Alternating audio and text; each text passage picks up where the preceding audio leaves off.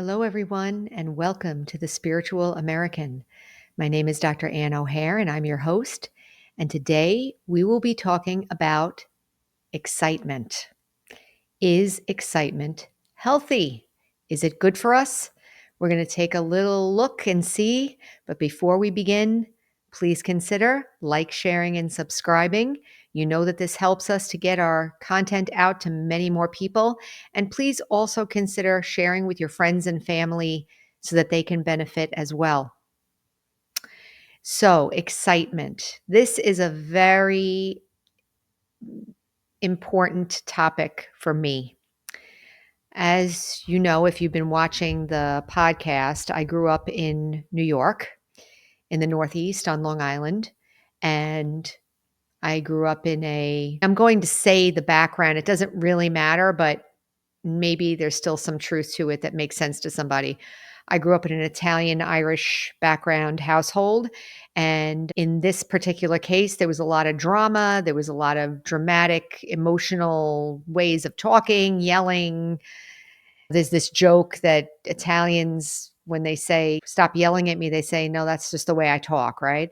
It's a joke. I mean, you could say it about other nationalities too, but I'm not picking on anybody in particular. I'm just saying that that's the way I grew up, in a very active, excited kind of state. It was like almost, there was always a crisis mode. It felt like a crisis. Everything was always heightened. I remember before I moved to Florida, and I was 36 years old when I moved to Florida.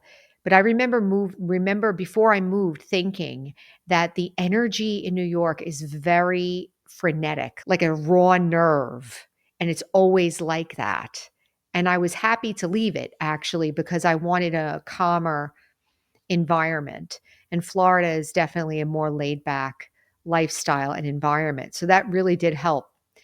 But today we're talking about excitement, and I'm bringing it up and telling my background because I grew up in an environment where excitement was seen as good, or you really care, or if you're not excited and you're not emoting and being dramatic about the situation, you don't really care. So it definitely was seen as a positive thing. Have you ever heard people say, are you excited? Are you excited about your birthday? Are you excited about your trip? Are you excited about this? Are you excited about that? I guess it's just something that people say because they're trying to have an opening about talking to you about the thing and maybe having a positive feeling.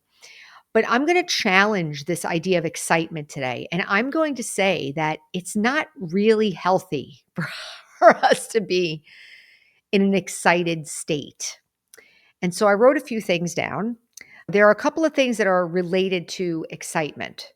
And I'm going to say that if you're excited a lot, it may predispose you to some of these things like anxiety, stress, elevated blood pressure, elevated heart rate, increased mental activity, disturbed sleep, inability to rest, inability to calm down, inability to meditate. So, what am I saying? If I have the habit of being excited or excitable, and then I tell myself, okay, time to meditate, or okay, time to go to sleep, or okay, it's kind of like a fire hose. You know how, like, it's a fire hose versus a garden hose. Like, let's say the situation needs a garden hose, but you come in with the fire hose. So if I'm always on that level, it's going to have an impact on my body. It's going to have an impact on my mind. It's going to have an impact on my sleep. It's going to have an impact on my health. It's going to have an impact on my relationships. One of the things that was hard for me to understand, and I'm still working on it, to be honest with all of you, I'm still working on it, is the idea that I can be calm and still get everything done. Or I can be calm and have good relationships, or be honest, be calm and be honest, be calm and get things done, be calm and be happy. I'm wired to think that emotions go with those things. So maybe it's not healthy. What is there a possibility to live a peaceful life. I'm sharing this with you. It's interesting that as I'm doing these podcasts, as you know, if you've been watching, I'm sharing from my own experience and I'm sharing from the heart. I'm sharing from my own understanding. This is an area that I'm actually working on now. So I want to share with you maybe the difficulties I'm having. I'm having a hard time slowing down the mind still. I'm still having a hard time letting go of certain habits and certain activities, maybe, you know, looking at certain social media or screen time or whatever, or even activity always having something to do. It's a lot better than it was. But I still feel that I could do more to feel calm while I'm talking, calm while I'm doing dishes, so this idea of not engaging that sympathetic nervous system. I think our culture has made excitement so normal and so natural that we think it's we think that it's positive, like productive. This is another thing that meditation helps us with. Just one thing, like for instance, if I say I'm a peaceful soul, if I sit down for meditation and I tell myself I'm a peaceful soul, and then I see myself excited, think about it. For those of you who are watching, I'm sure some of you maybe have anxiety or something like that. Get in touch with your body for a minute. Feel, is there tension in your body just as you're sitting listening? Is there tension? Is there excitement? Is there is the engine kind of revving in your nervous system? I have a feeling that a lot of us have this thing.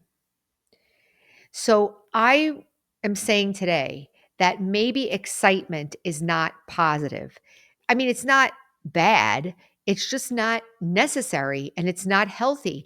I was sharing in a recent episode about I have this colleague at work who's very calm. There's some people who do have a calm personality. I do feel that we need to take a more discerning look at excitement. I think one of the other downsides of excitement is disappointment. Like if I'm revved up about something and then it doesn't happen, then all of a sudden I get disappointed. It's almost like that emotional investment kind of thing. But even that, I want to say that even emotional investment has some kind of validity to it. Excitement doesn't even have validity. Think about it.